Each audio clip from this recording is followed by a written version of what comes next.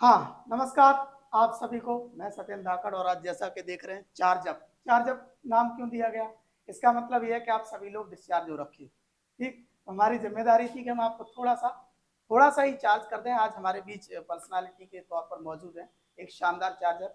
विदिशा में अगर आप लोग में से बहुत सारे लोग जानते होंगे और विदिशा पूरा जानते हैं, और लगभग इनके बारे में थोड़ा सा और विस्तार से मैं बताना चाहता हूँ। नाम है श्री भूपेंद्र शर्मा जी। आपसे मेरा संपर्क लगभग सर 2015, पहला आपके यहाँ का दिया हुआ बच्चे का नाम लिखा, संस्था का प्रारंभ हुआ 2015 में और पीएटी में राहुल जाटव का सिलेक्शन हुआ। ये पहला स्टूडेंट था जो सर के यहाँ से हमारे यहाँ पहुंचा। सर फिजिकल कोच हैं, पीटीआई है। उसके बाद ये लगभग 15 वर्षों से ग्राउंड में अपनी सेवाएं दे रहे हैं। अभी डीएसपी ऑफिस में कार्यरत है। उसके बाद सम्मान की अगर बात करें तो फिलहाल हाल ही में पुलिस डिपार्टमेंट में सर को सम्मानित किया गया है। 2018 में 26 जनवरी के दिन ग्राउंड में सर को सम्मानित किया गया। उसके बाद विशेष उपलब्धियां ये हैं कि अभी तक 150 से ज्यादा बच्चे, 150 आप समझ रहे हो, 150 से ज्यादा बच्चे पुलिस या आर्मी यानी डिफेंस के अलग अलग पदों पर जाकर के सर के ही विद्यार्थी अपना नाम रोशन कर रहे हैं या सर का भी नाम रोशन कर रहे हैं। आगे 3000 से ज्यादा बच्चों को फिजिकल की ट्रेनिंग अभी तक दे चुके हैं। लगभग 20 से 25,000 बच्चों को जूडो कराटे यानी सेल्फ डिफेंस की ट्रेनिंग बच्चों को दे चुके हैं। उसके बाद इनके बच्चे यानी इनके सिखाए हुए स्टूडेंट्स जूडो कराटे में नेशनल, ओपन नेशनल में भी गोल्ड मेडल जीत चुके हैं। ऐसे सम्मानित सर के लिए मैं चाहता हूं कि आप सभी लोग जोरदार ताली। सर पहला सवाल आपसे, हम बड़े दिनों से चाहते थे कि आप हमारे बीच आए, बच्चों को भी बताएं। पहला सवाल यही सर कि आपका जो फील्ड है जी, जो डिफेंस की बात करें चाहे आप स्पोर्ट्स की बात करें, जैसा कि देखा गया है कि जो लोग स्पोर्ट्स में जाना चाहते हैं, सबसे पहले जैसे पुलिस में जाना चाहता है तो आदमी अपनी हाइट नापता है, बोले कि यार मैं 5.5 से थोड़ा कम हूँ, या जो एक्चुअल रेट होती है, तो वही नर्वस होता है और वो सोचता ही नहीं है कि मेरे को जाना है। ऐसी स्पोर्ट्स में भी आपने कई बार देखा होगा कि जो रनर होते हैं वो अपनी फिजिकल स्ट्रेंथ को देखते हैं कि भाई एक अच्छी खासी बड़ी हाइट होनी चाहिए, सेल्फ डिफेंस अच्छी खासी पर्सनालिटी होनी चाहिए। अब लेकिन आप अपनी पर्सनालिटी को जब भी देखते हैं, आपने ये बात कई बार मेरे से पर्सनली भी शेयर की है, आपको लगता है सर ये बड़ा चैलेंजिंग वाला मामला था जी, यानी ऐसा चैलेंजिंग कि आपको या हमें बचपन में कोई देख के कह ही नहीं सकता कि ये आदमी कभी जाकर के एक अच्छा स्पोर्ट्समैन बनेगा, या ऐसा बनेगा जिसको पूरी विदिशा देखेगी, विदिशा जानेगी और जिसके पढ़ाए सिखाए बच्चे पूरे हिंदुस्तान में अपना नाम रोशन करेंगे। तो ये जो चिंगारी है, ये जो अलग है, आपके दिल और दिमाग में कब और कैसे? देखिए, इसमें एक सबसे पहली बात तो ये है कि जब हमारी बचपन से शुरुआत होती है तो हमारे मन में एक एम होता है, एक लक्ष्य होता है, एक सपना होता है कि हमें ज़िंदगी में करना क्या है। कई बार हम ये देखते हैं कि जैसे मैं अपना उदाहरण दूं कि मुझे डिफेंस बहुत पसंद था, बट मेरी फिजिकल फिटनेस उतनी नहीं थी कि मैं उस फील्ड में जा सकूं। तो मेरे मन में एक कहीं उस चीज़ की कमी रही कि मुझे इस फील्ड में जाना था लेकिन मैं नहीं जा पाया, और वो कमी मुझे कहीं ना कहीं प्रेरित करती रही कि मैं इस फील्ड के लिए मैं खुद नहीं जा सका, तो आज मैं अपने बच्चों को भेज रहा हूँ फिजिकल ट्रेनिंग देके, मेरे अंडर से ट्रेनिंग करके बच्चे सेलेक्ट हो रहे हैं। तो मुझे ये सेटिस्फेक्शन मिलता है कि मैं नहीं गया तो आज मेरे 150 बच्चे इस फील्ड में हैं, सेलेक्टेड हैं, जो अलग अलग पदों पर अपना काम कर रहे हैं। दूसरी चीज, बचपन से मुझे थोड़ा सा मार धाड़ का शौक रहा है, लड़ाई झगड़े का एक रहता है, उस एज में नई एज रहती है, तो मुझे एक चाह थी कि कहीं मुझे कराटे सीखना है। कराटे के बारे में सुन रखा था, सीख रखा था, जब कराटे था ही नहीं यहाँ पर, तब भी मैं इधर उधर की बुक्स कलेक्ट करके थोड़ा बहुत सीख के कोशिश करते थे। कई बार हाथ पैर तोड़ लिए, नॉलेज नहीं था, कर लिया ये थोड़ा वो थोड़ा। इसके बाद जैसे ही हम लोग 10th में जब हमारी पढ़ाई चल रही थी, उस टाइम विदिशा के अंदर एक क्लास ओपन हुई। श्री सत्यनारायण शर्मा जी मेरे जो गुरु हैं भोपाल से, उन्होंने यहाँ पे क्लास डाली। अच्छा। और उनकी क्लास जैसे मुझे जानकारी लगी कि क्लास ओपन हो गई, तो मुझे बड़ी खुशी हुई और मुझे ऐसा लगा कि मेरा सपना, दूसरा सपना मेरा एक तरीके से शुरुआत हो गई है। और मैंने क्लास ज्वाइन की जनवरी 94 में, और उसके बाद फिर मैंने पलट के नहीं देखा। इस फील्ड में मैं कंटिन्यू ट्रेनिंग करता रहा। 3-4 साल बाद मेरे गुरु यहाँ से चले गए, फिर पूरे विदिशा को मैं मैनेज करता रहा, और उस समय से लेके आज तक कराटे मेरे जीवन का लक्ष्य बना हुआ है। और मैं ऐसी आशा करता हूँ कि ईश्वर मुझे इतनी शक्ति दे कि जब तक मेरी सांसें हैं मैं इन दोनों चीजों को अपने जीवन में रखूं, एक दिन भी ऐसा ना हो कि ये मेरे जीवन से निकलें या मैं ना वाह, कर पाऊं। बहुत बढ़िया, बहुत शानदार। जैसा कि आपने देखा और सुना कि जहां आपको निगेटिविटी लगे या कोई आपको चैलेंज करे कि आप ये चीज नहीं कर सकते, और उसी काम को अगर आप अपने लिए चुन लेते हो, इसमें आपकी बहादुरी झलकती है, और अगर करके दिखा देते हो, इसका मतलब ये आपका सामर्थ्य है। ठीक। दूसरा सवाल सर ये है कि जिंदगी में सबसे ज्यादा जरूरी, सब लोग ये कहते हैं कि पैसा है, लेकिन हमारे और आपके हिसाब से, जब मैंने आपके साथ 2 बार समय गुजरा, आपने कहा कि जिंदगी में सबसे अच्छी चीज हेल्थ है। अगर शरीर अच्छा है, स्वस्थ है, तो आप दुनिया में कुछ भी कर सकते हैं। इवन आप बच्चे बैठे हुए हैं सामने, आप मुझे बताइए, पढ़ाई करने के लिए सबसे पहली जरूरी क्या चीज है? हेल्थ। अगर आप मेंटली, फिजिकली, दोनों ही तरीके से एकदम स्वस्थ हो, मस्त हो, तो आपका पढ़ाई में मजा आएगा। और इसीलिए टॉपिक भी क्या है? Mental and physical. तो इसको दोनों को मेंटेन भी करना है। तो सर, खेल ग्राउंड कितना जरूरी है बच्चों के लिए? ये लोग तो बिल्कुल जाते नहीं है, तो आप थोड़ा सा इस पर प्रकाश डालें कि इनके लिए जरूरी है या मोबाइल से काम चल जाएगा? नहीं, देखिए इसमें ऐसा है कि आप एक बात मान के चलिएगा कि ह्यूमन बॉडी, जो हमारा मानव शरीर है, ये जो चलता है एक एनर्जी है, उससे ये मूव करता है। हम जो अपना जीवन जीते हैं, अपनी ज़िंदगी में जितने भी काम करते हैं, उसमें हमारी जो शरीर की एनर्जी है वो हमें काम करने की शक्ति देती है।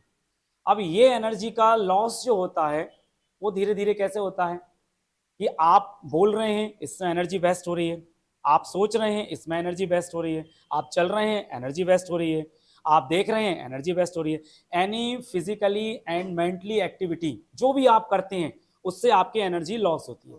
बहुत बढ़िया। ठीक है ना। अब आपको जितनी एनर्जी आपके अंदर आज की डेट में है, जैसे मान के चलिए यहाँ इतने लोग बैठे हुए हैं, क्या ये आपके लिए पर्याप्त है? आप 8-8 घंटे पढ़ाई करते हैं, 10-10 घंटे पढ़ाई करते हैं, माइंड पे भी स्ट्रेस आता है, तनाव आता है, तो ये एनर्जी से हमारा काम चलने वाला नहीं है। ये सिर्फ हमारा एक गुजारा कह सकते हो आप, इससे सिर्फ इतना हो सकता है। तो हमें अगर एक्स्ट्रा एनर्जी चाहिए, बूस्टर एनर्जी चाहिए, तो उसके लिए आपको फिजिकल एक्टिविटी करना ही पड़ेगी। फिजिकल एक्टिविटी करने से आपको जितना आपका शरीर स्वस्थ होगा, आप एक बात मान के चलिए, सिर्फ इसलिए नहीं बोल रहे हैं फिजिकल फिटनेस कि हमें कोई पहलवान बनना है, स्पोर्ट्स प्लेयर बनना है, इसलिए हम फिजिकल एक्टिविटी करें, नहीं, बल्कि आप अगर अच्छी पढ़ाई करना चाहते हैं, बड़े एग्जाम क्रैक करना चाहते हैं, तो आपको स्वास्थ्य की ओर उतना ही ध्यान देना पड़ेगा जितना आप पढ़ाई की तरफ ध्यान दे रहे हैं। अगर आप ऐसा नहीं करते हैं तो आप ये तय मानिएगा कि आप जितना भी पढ़ते हैं, एक उदाहरण से समझिएगा, एक ब्लैक बोर्ड पे कुछ लिखा हुआ है और बहुत सारी चीजें लिखी हुई हैं, उस पर डबल से यदि कुछ लिखेंगे तो ठीक से क्लियर दिखाई देता है क्या? नहीं दिखाई देता। उसको क्लीन करेंगे, साफ करेंगे, तभी आपको स्पष्ट दिखाई देगा। ऐसे ही हमारा ब्रेन है, हमने आज की डेट में अपने ब्रेन को क्या बना लिया है? डस्टबिन, कचड़े का डब्बा। कुछ भी डाले जा रहे हैं, कुछ भी बात कर रहे हैं, और आप ये तय मानिएगा, आप अगर अपने दोस्तों से खड़े होकर भी बात कर रहे हैं तो आपके मेमोरी में स्टोर हो रहा है। आप जो थॉट्स, जो आपके मन में विचार चल रहे हैं, वो भी अगर आप सोच रहे हैं तो वो भी आपके ब्रेन में स्टोर हो रहा है।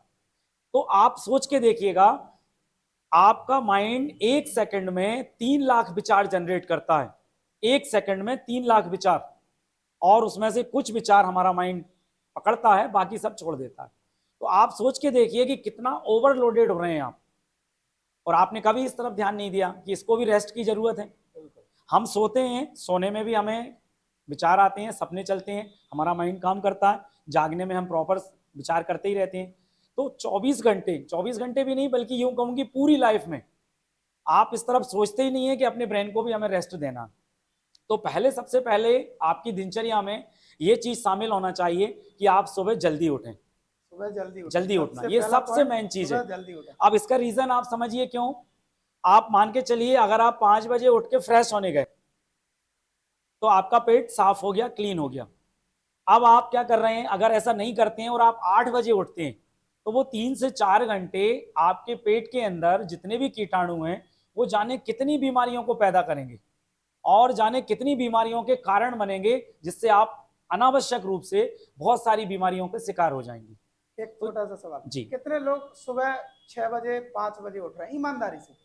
गुड, वेरी वाह, गुड, बहुत मतलब बढ़िया। सूरज उगने के पहले आप उठ जाते हो, करेक्ट?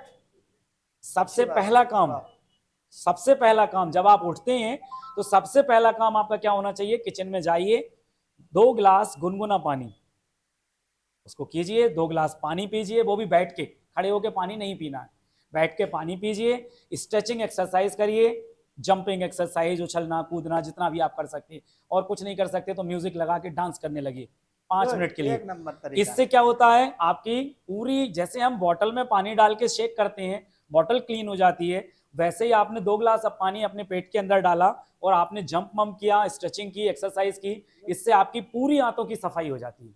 Good. तो आपका अगर पेट साफ है तो 90% बीमारियां आपसे दूर रहेंगी, आप बीमार नहीं होंगे। दूसरी चीज, पेट अगर आपका साफ रहेगा तो आपका माइंड भी बिल्कुल स्वस्थ रहेगा, आपका पढ़ने में भी मन लगेगा, आप ज्यादा एनर्जिक फील करेंगे। तो ये सबसे पहली चीज है आपको स्वस्थ रहने के लिए।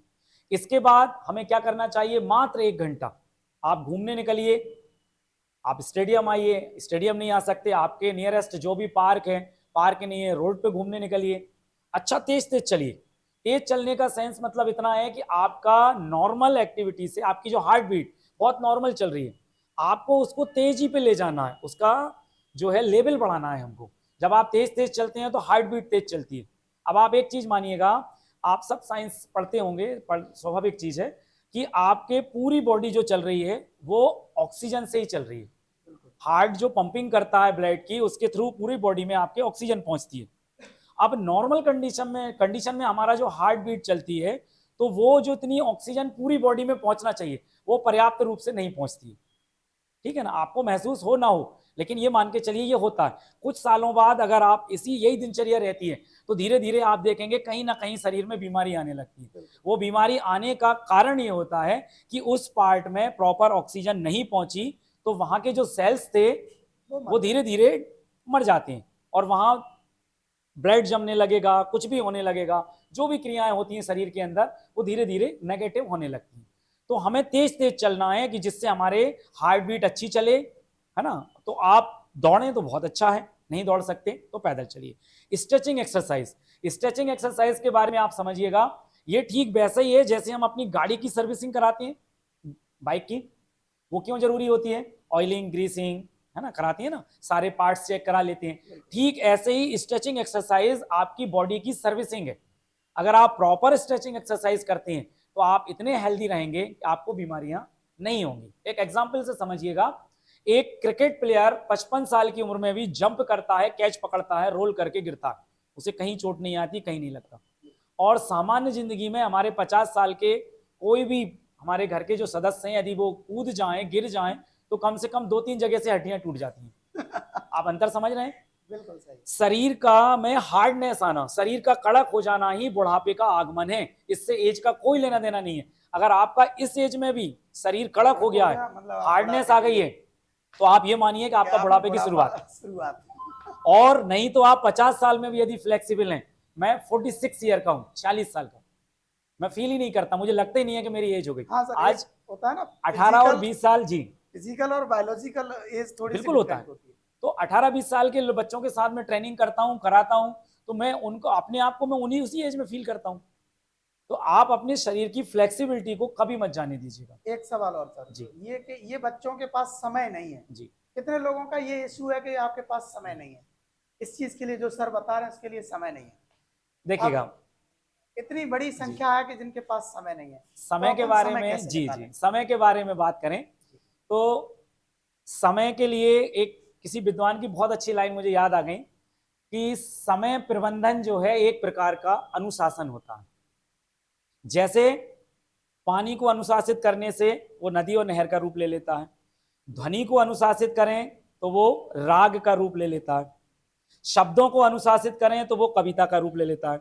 सत्येंद्र सर से अच्छा कोई नहीं जान सकता। ठीक इसी प्रकार जब हम कोई एक लक्ष्य को निर्धारित करके उसे समय सीमा में बांध देते हैं तो वो हमारी सफलता का कारण बनता है। बिल्कुल, बहुत बढ़िया। आप, ये पृथ्वी जब से बनी है और जब तक रहेगी, सबके पास 24 आवर, पहले भी रहे थे, अभी भी हैं और भविष्य में भी रहेंगे। ना पहले वालों को ज्यादा समय मिला, ना आपको मिल रहा है, ना आगे वालों को मिलेगा। अब सवाल ये उठता है कि उसको हम यूटिलाइज कैसे करें, उपयोग कैसे करें। इसमें आप एक चीज और थोड़ा सा मैं कहना चाहूंगा, क्वालिटी और क्वांटिटी का अंतर अगर आप समझ गए तो आप समझना आपकी लाइफ चेंज हो गई।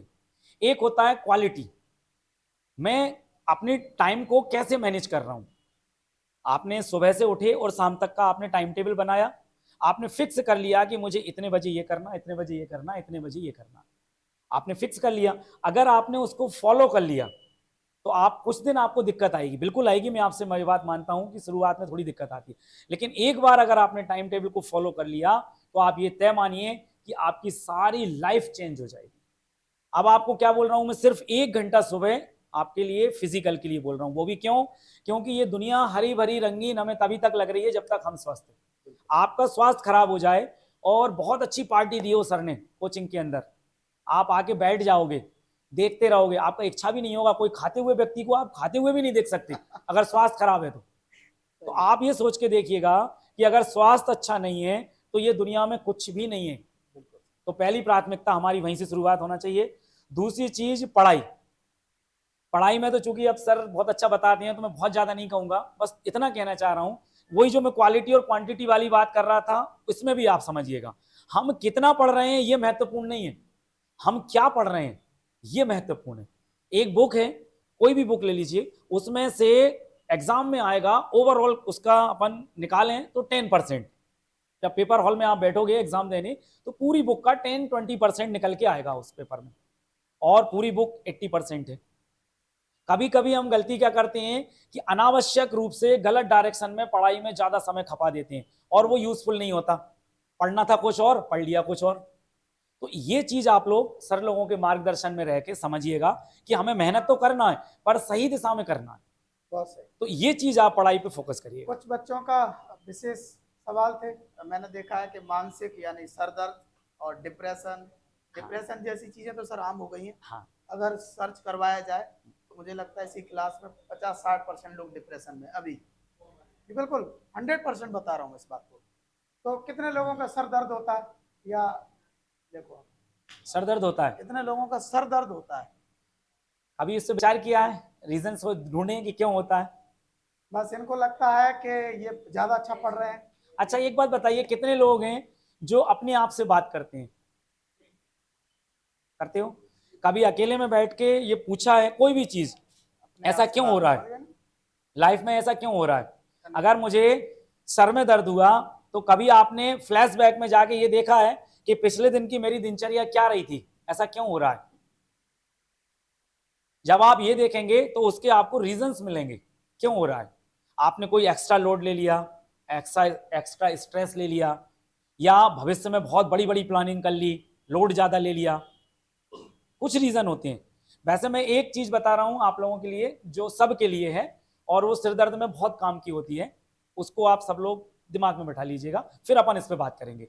जो बादाम होते हैं ना, 8 से 10 बादाम रोज गलाओ पानी में, सुबह उनको पीस लिया और घी में फ्राई करो, घी में, हाँ घी में फ्राई करो, उसमें करीब करीब 4-5 काली मिर्च पीस के डालो, थोड़ी सी शक्कर डालो, उनको सबको जब वो पक जाए पूरा गुलाबी पिंक कलर आ जाता है उसका, फिर उसको खाओ। अगर इससे आप खाओगे तो माइग्रेन से रिलेटेड जितनी बीमारियां हैं, आधा सिर दर्द होता है, पूरा सिर दर्द होता है, वो आपको बिल्कुल भी नहीं होगा, ये मैं गारंटी से कह रहा हूँ। इस चीज को आप कर सकते हो। इसके एक बार अलावा सर जैसे मान लो कुछ जो बच्चे पढ़ते हैं, पढ़ते पढ़ते कुछ जेई नीट इसका भी खुमार है दुनिया में, फिजिक्स वाला जी जैसी कोचिंगों के आगे स्क्रीन पर लगी है, परमानेंट मोबाइल से ही पढ़ाई चल रही है, और उसके बाद में फिर इंस्टाग्राम है, फेसबुक है, व्हाट्सएप है, यानी लगभग इनकी जिंदगी का मुझे लग रहा है कि 60-70% हिस्सा स्क्रीन पर जा रहा है। बिल्कुल, ये आप उसका इफेक्ट तो पड़ता है। बिल्कुल उसके बीच में ये कुछ ऐसा कर सकते हैं क्या कि 2 घंटे पढ़ लिए, फिर कुछ ऐसा हल्का फुल्का कर लें, थोड़ा ठीक लगे? मैं आपको बहुत अच्छी टिप्स दे रहा हूँ, आपकी पढ़ाई का जो लोड है वो एकदम कम हो जाएगा आपका। देखिए सारी चीज ब्रेन से चलती है, सारी चीज, हमारी बॉडी में 7 चक्र होते हैं, सब लोग जानते होंगे शायद, वो जानकारी तो मूलाधार से स्टार्ट होता है, बैकबोन के सबसे लास्ट में मूलाधार, फिर स्वादिष्ठान, मणिपुर, अनाहत, विशुद्धि, आज्ञा और सहस्त्रार, सबको पता है ना। ये ब्रेन ही हमारे सारी चीजों को कंट्रोल करता है, ठीक है ना। जैसे मैंने पहले भी कहा कि हमने ब्रेन को ओवरलोडेड कर रखा है। आप कभी भी जब बैठते हैं कहीं भी फुर्सत में होते हैं तो आंख बंद करिएगा और आंख बंद करके 5 मिनट के लिए अपनी आती जाती श्वास पे ध्यान लगाइएगा। केवल कितना काम करना है आपको कि कोई भी श्वास आपकी बिना जानकारी के नहीं चलना चाहिए। श्वास अंदर गई, आप श्वास के साथ अंदर गए, श्वास बाहर आई, आप श्वास के साथ बाहर गए। तो श्वास को नाभि तक ले जाइए, श्वास के साथ बाहर आइए। आप 2 मिनट भी अगर इसको सहजता से बैठ के कर लेंगे तो आप देखेंगे कि आपके ब्रेन का जो स्ट्रेस था वो धीरे धीरे कुछ हद तक कम हो गया। दूसरी चीज, आपने ओम का उच्चारण सुना होगा। ओम के बारे में बहुत से लोगों के मन में ये विचार आता है ओम धार्मिक चीज है, धर्म से जुड़ा हुआ मानते हैं। मैं एक कॉन्सेप्ट आपका बिल्कुल क्लियर कर दूं, ओम का धर्म से कोई लेना देना नहीं है। ओम उस चीज का प्रतीक है जिसे शब्दों में नहीं कहा जा सकता। ओम वो चीज है जो ब्रह्मांड में सतत जो ध्वनि गूंज रही है वो ओम है। या जिसको कह सकते हो आप कि जहां पर स्पेस में यहाँ कुछ नहीं होता, वहां पर ये ध्वनि आप मशीनों से कैच की गई है, वहां जो साउंड बचता है वो ओम का साउंड होता है। बिल्कुल ठीक है ना। तो आपको क्या करना है, बिल्कुल शांत मुद्रा में बैठ गए, सहज श्वास अंदर ली और आप ओम का उच्चारण करिए। ओम के उच्चारण से जो वाइब्रेशंस बनते हैं हमारे माइंड में, मस्तिष्क में, आप उस पर ध्यान केंद्रित कीजिए। तो आप देखेंगे कि आपके छोटे छोटे नर्वस सिस्टम जो ब्रेन में है वो धीरे धीरे एक्टिव होने लगता है। आपको कितने लोगों को पता है कि इंसान का पूरी लाइफ में आधा ब्रेन ही काम करता है, आधा ब्रेन डेड पड़ा रहता है। यदि वो निकाल के बाहर कर दिया जाए तो भी आपको पता नहीं चलेगा कि आधा दिमाग है ही नहीं हमारे पास। इंसान के अंदर इतनी असीमित शक्तियां हैं, जो हमारे दुनिया के वैज्ञानिक रहे वो अपने पूरे ब्रेन का 5% भी यूज नहीं कर पाए। तो आप सोच के देखिए कि असीमित क्षमताएं, लेकिन हम क्या करते हैं, जितने भी ऋषि मुनि संत हुए या जितने भी धार्मिक बातें करूं मैं या जितने भी योग की बात करूं, उन सब का अर्थ ये निकलता है कि थॉटलेस माइंड, विचार शून्य मस्तिष्क। आपने विविध भारती रेडियो को देखा है, उसकी फ्रीक्वेंसी हम सेट करते हैं, जैसे ही फ्रीक्वेंसी पे हम आते हैं तो आवाज कैच होने लगती है ना। ठीक ऐसे ही आपका ब्रेन है, जिस दिन इस आपने अपने ब्रेन को थॉटलेस बना लिया, विचार शून्य, उस दिन आप इस ब्रह्मांड की अलौकिक शक्तियों से कनेक्ट हो जाते हैं। देखा होगा ना आपने, आजकल धीरेन्द्र शास्त्री जी जो हमारे पंडित जी हैं, बहुत सारे एग्जाम्पल हैं, बहुत सारे ऋषि संत महात्मा हैं, वो एक स्पेशल चीज हाँ, चलती है, उसके अलावा कुछ चलता ही नहीं। आप जैसे अपने वो संत हैं जो उनको दिखाई नहीं देता, रामाचार्य जी, क्या ना। हाँ, अब आप देखिए उनको सारे वेदों का ज्ञान है, उनसे कोई भी, जबकि उनको दिखाई नहीं देता। तो क्या होता है, जब आप थॉटलेस माइंड बना लेते हो, विचार शून्य मस्तिष्क आपका बनता है, तो आपके अंदर इस ब्रह्मांड की असीमित शक्तियां, अलौकिक शक्तियां आपसे डायरेक्ट कनेक्ट हो जाती हैं। आपने कभी नहीं पढ़ा, लेकिन आपको एक एक चीज आपके माइंड में आने लगेगी, अपने आप आती हो। तो आप सोचिए कि आप कितनी बड़ी असीमित शक्तियों के धनी हैं। कई बार ऐसा होता है कि एक बार पढ़ा तो फिर वो याद रहने लगता है। जैसे विवेकानंद जी के बारे में ऐसा कहा जाता था कि वो ज्यादातर चीजों को एक ही बार पढ़ते देखते थे, उनको मेंटेन हो जाती थी। क्यों? क्योंकि उनका ब्रेन वाकई कनेक्टेड था, क्योंकि उनके दिमाग में दुनिया की और चीज है ही नहीं, केवल खाली ब्रेन है जिसमें अच्छी अच्छी चीज आनी है। अपन अपने मन से कुछ भी नहीं सोच रहे भाई। अब अभी उदाहरण दिया ना मैंने डस्टबिन का, अब डस्टबिन में आपने सब डाले जा रहे हो और आपसे कहा जाए कि डेयरी मिल्क का रैपर बताओ कहाँ है, कैसा था, तो आप पूरा डस्टबिन खोलोगे, खींचोगे, हाँ ये है, ऐसा ये लिखा था, है ना। और यदि यहाँ रख दिया जाए डेयरी मिल्क का एक निकाल के सेपरेट, तो आपको दिखेगा कि हाँ रखा हुआ है कि नहीं है, पहली बात तो यही पता नहीं होगा। तो आपने अपने ब्रेन को बना क्या लिया है, आप सोच के देखिए, कुछ ना कुछ चल रहा है। तो जब आप ये चीजों को थोड़ा सा सोचेंगे, थोड़ा सा, एक तो सुबह घूमने से आपके मन में ताजगी आएगी, ब्रेन आपका अच्छा स्वस्थ होगा, मन आपका शांत होगा, अनावश्यक विचारों से बचिएगा। मैं ये नहीं कह रहा हूं आप एक गोल बनाइए, एम बनाइए लाइफ में, बिल्कुल अच्छी बात है, लेकिन ऐसा नहीं कि हम पागल हो गए, ये भी मुद्दा यही टिका है, पागल होने पर ही टिका है। इंसान जी एम बनाने के साथ साथ में सर क्या है, एडवांस में उसे फील कर रहे हैं जी, और फील ऐसे कर रहे हैं जैसे कि ये चाहिए, अगर ये नहीं हुआ तो जिंदगी खत्म। एक बात समझ लो, बहुत अच्छी बात सर ने उठा दी है, तो मैं इसको क्लियर कर दूं, जिंदगी किसी एक चीज पे खत्म नहीं होती है, और ईश्वर ने हर इंसान को बनाया है तो किसी विशेष चीज के लिए बनाया है। यहाँ इस दुनिया में एक एक इंसान इंपॉर्टेंट है, उसका अपना एक काम है, उसको करने के लिए वो दुनिया में आया है। तो आप ऐसा बिल्कुल मत सोचिएगा। मेरे 2017 बैच में एक लड़का था, शुक्ला, बहुत हेल्दी था, बहुत मोटा था, और जब मैं 90 बच्चों को फिजिकल कराता था तो वो पीछे ही रह जाता था, दौड़ लगाते लगाते बनता नहीं था, और वो हैरान परेशान होकर कांस्टेबल की तैयारी कर रहा था सर। बाद में उसने डीएसपी का एग्जाम दिया, एग्जाम क्वालिफाई किया और अब डीएसपी की पोस्ट पे हूँ। बताओ। तो वो अब उनके फ्रेंड सर्कल में मिलता है तो बोलता है कि बहुत अच्छा रहा, मैं कांस्टेबल में नहीं हो पाया मेरा। और सही है। अब आप इससे अंदाजा लगाइए। आप कभी आप कुछ एक छूट जाना भी बड़ी अच्छी बात आप एक होती है। एम बना के बैठे, मान के चलिए आप एक कोई छोटा एग्जाम, पटवारी का एग्जाम ले लीजिए, आप पटवारी का लक्ष्य बना के बैठे और मान के चलिए आप नहीं निकल पाए, तो क्या जिंदगी यहाँ खत्म हो गई? हो सकता है कि आप पीएससी के लिए बने हो, या हो सकता है किसी और चीज के लिए बने हो, और ये भी जरूरी नहीं है कि आप किसी जॉब के लिए ही बने हो सकता है कोई अच्छा बिजनेस आपका इंतजार कर रहा हो, कोई अच्छे बिजनेसमैन बन जाए आप। तो आप ये तो आप दिमाग से निकाल ही दीजिए, और यदि आप प्रयास करने के बाद सफल नहीं हो रहे हैं तो ये तय मानिए कि ईश्वर आपसे कुछ और कराना कुछ चाहता है। और कराना चाहते हैं वाकई।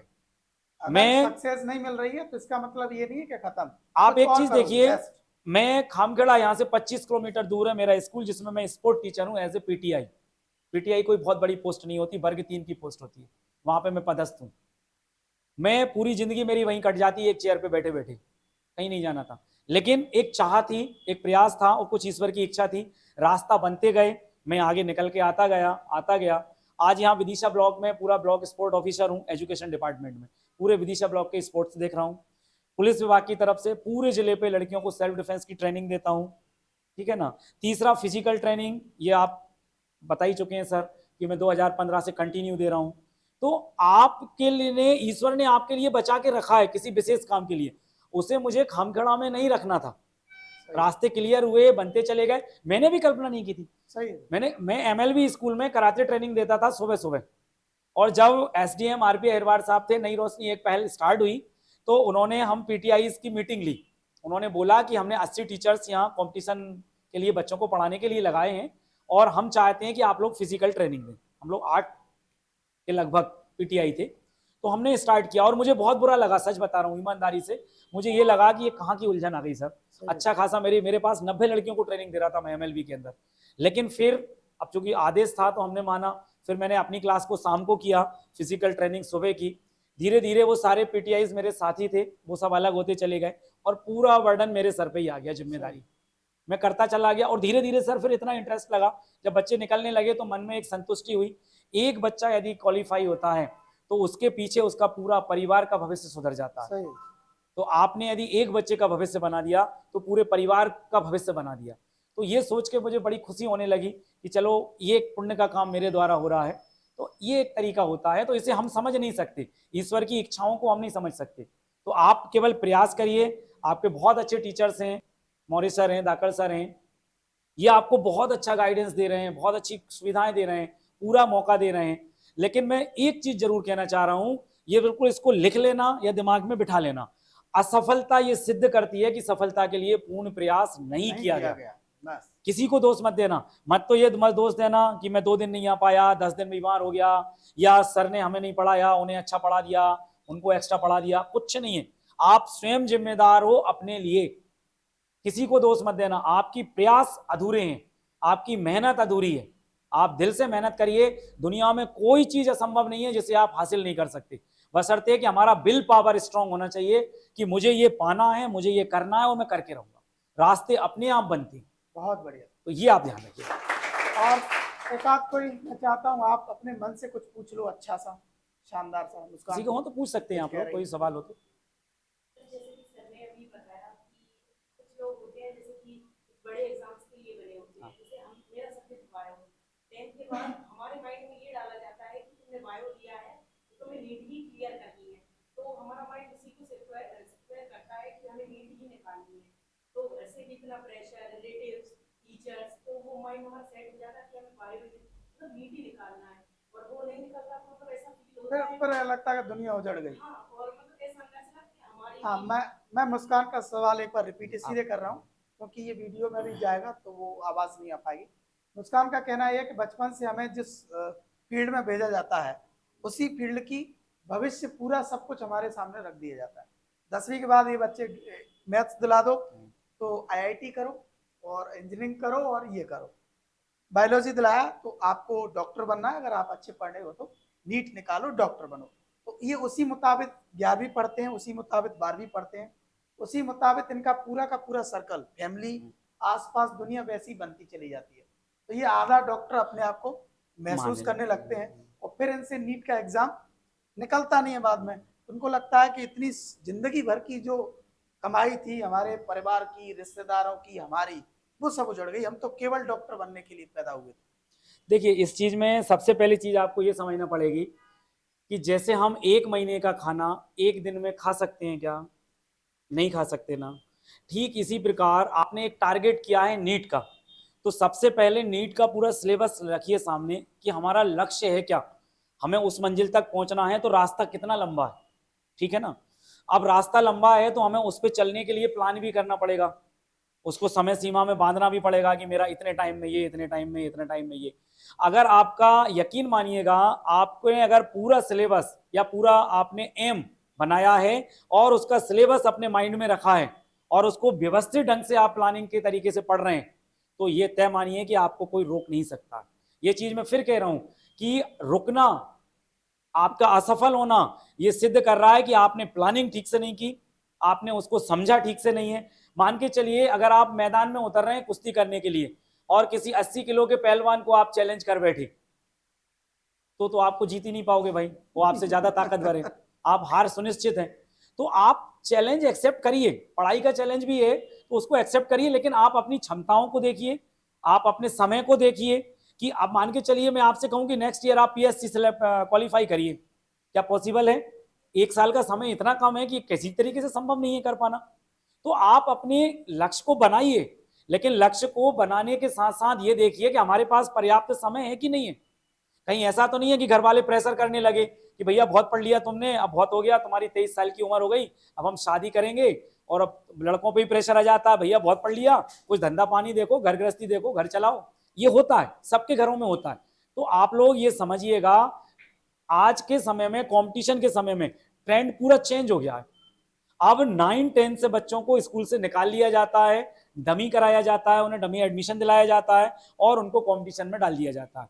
तो आप एक चीज मान के चलिएगा, अगर 1 साल आप क्वालिफाई नहीं होते हैं तो नेक्स्ट ईयर में लाखों बच्चे फ्रेशर्स आपके कंपटीशन में आके खड़े हो जाते हैं। जो हैं वो तो हैं ही, सेलेक्ट कितने होते हैं? मान के चलिए 5 लाख ने एग्जाम दिया, ज्यादा से ज्यादा 50,000 सेलेक्ट हो गए, इतनी होती होंगी सर नहीं लगभग। होते सर, इतने भी नहीं होते। 4.5 लाख तो आपके पुराने बच गए और फ्रेश के 5 लाख फिर आके खड़े हो गए, तो कंपटीशन आपका कितना बढ़ गया।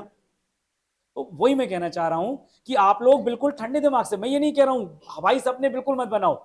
आपने अगर हवाई सपने बनाए तो ये तय मानना कि सफल होने में आपको बिल्कुल, आपके मतलब मैं नहीं कहता कि आप हो भी सकते हो, किस्मत अच्छी होगी तो, लेकिन आप ये तय दिक्कत मानना कि आएगी। आपके असफल होने के चांसेस बहुत ज्यादा बढ़ जाती है। नहीं सर, तो एक सवाल ये था, जी वो जो था उसमें जी मुझे लग रहा है कि उसका कहना ये था कि हमें ऐसा थोप दिया जाता है या बनाया हाँ जाता है, हाँ भाई ये बच्ची 10वीं पास हुई, हाँ अब इसको बायोलॉजी दे दिया, जी अब इसको अपना इंटरेस्ट पता चला 11वीं 12वीं के बाद पता चला, हाँ अब इसको लोग कैसे देख रहे हैं, नीट की हाँ तैयारी के हाँ हिसाब से करवा भी रहे हैं, कोचिंग भी ज्वाइन कर ली, लेकिन वो बच्ची उसके लिए बनी ही नहीं है।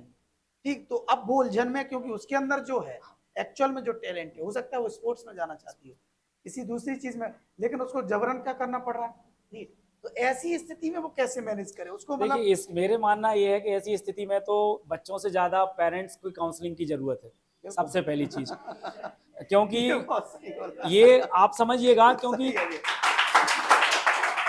Parents की counseling। और मैं तो आपसे भी ये रिक्वेस्ट करूंगा कि बच्चों के पेरेंट्स के लिए एक दिन किसी दिन बुला के बिल्कुल, थोड़ा हाँ, सा उनको ये बात बताएं कि देखिए सारी एक्चुअल स्थिति से उन्हें समझाएं बिल्कुल। कि क्या होता है, परिस्थितियां बहुत अलग होती हैं, समय बहुत अलग होता है, बच्चों का एम भी बदलता है समय के हिसाब से। बिल्कुल सही कहा उसने कि हमने बायो ले लिया, 2 साल बाद पता चला कि इस फील्ड में हमारा आगे नहीं बन पा रहा है, नहीं है।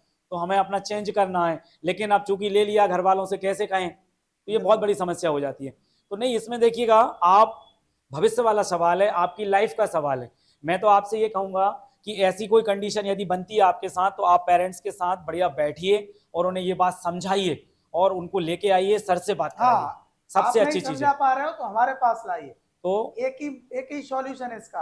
आप पेपर पे पेपर देते जा रहे हो कि पापा बोल रहे हैं एक बार और, तो हाँ एक बार और, पापा बोल रहे हैं एक बार और, तो एक बार और, कुछ नहीं होगा, 150 से 200 हो जाएंगे बस, समझ रहे हो। तो अगर आपको लगता है कि आप जबरन हो रहा है, आपके परिवार वाले आपको जबरन पेपर दिलवा रहे हैं, आपको इंटरेस्ट नहीं है, तो आप घर वालों से मना करिए, टीचर से मिलिए, बात करिए और अपना ट्रैक चुनिए जिसके लिए आप बने।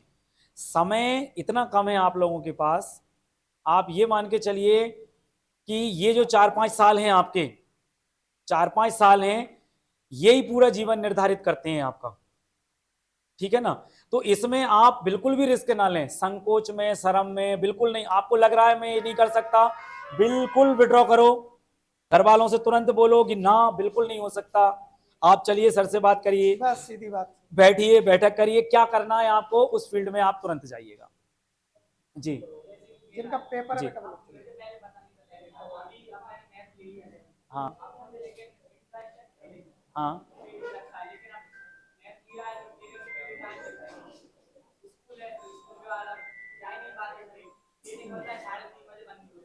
जिन लोगों का पेपर है स्कूल में ट्रेनिंग क्या? वो लोगों को बोला। अच्छा, शेयर मार्केट ट्रेडिंग का है। हाँ हाँ उसके लिए तो मैं एक चीज कहूंगा सर, अभी थोड़ा जल्दी हूँ मैं हो। हाँ, वही मैं कहने उसके वाला लिए था, अभी जल्दी वही है। मैं कहने वाला करो, था। उसको सीखो। अभी अगर आप ये सोच रहे हो कि उसमें हम पैसा कमा रहे हैं तो कोई साइड में सीखिए ना, आप उसकी कोचिंग ले लीजिए।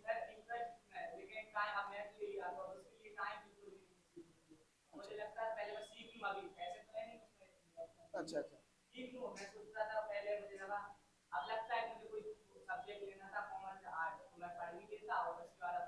नहीं नहीं, तो मैथ्स मैथ्स में मुझे नहीं लगता कि इतना टाइम खाऊ सब्जेक्ट है जितना आप बता रहे हैं। आप आराम से आप सोचिए ना, आपको 90 नहीं बनाना, आप पासिंग मार्क्स के हिसाब से सोचिए, 65-70% इजीली बन जाएगा। कोचिंग आ ही रहे हो, कोचिंग के बाद में स्कूल आराम से।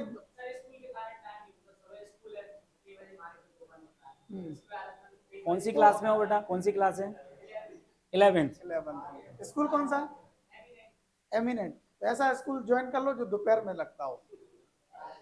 डमी कर लो, प्राइवेट डमी ले कर सकते लो, हो, बहुत सारे ऑप्शंस हैं आपके प्राइवेट पास, कर लो, आप डमी प्राइवेट एडमिशन ले ले लो। सकते हो। देखिए समय ही आपकी समय। जो 11th की मार्कशीट है, 10th की है, 12th की है, क्या इनके ब्याह पे आज तक किसी को जॉब मिला है क्या? मिला है क्या? 12th की मार्कशीट कहाँ काम आती है कि केवल मिनिमम इतना परसेंटेज होना चाहिए 10th और 12th में, तो आप एलिजिबल हैं इस कंपटीशन एग्जाम के लिए, एनी एग्जाम के लिए। तो इसीलिए काम आती है ये। वहां किसी ने देखा है कि आपने प्राइवेट किया है कि रेगुलर किया है?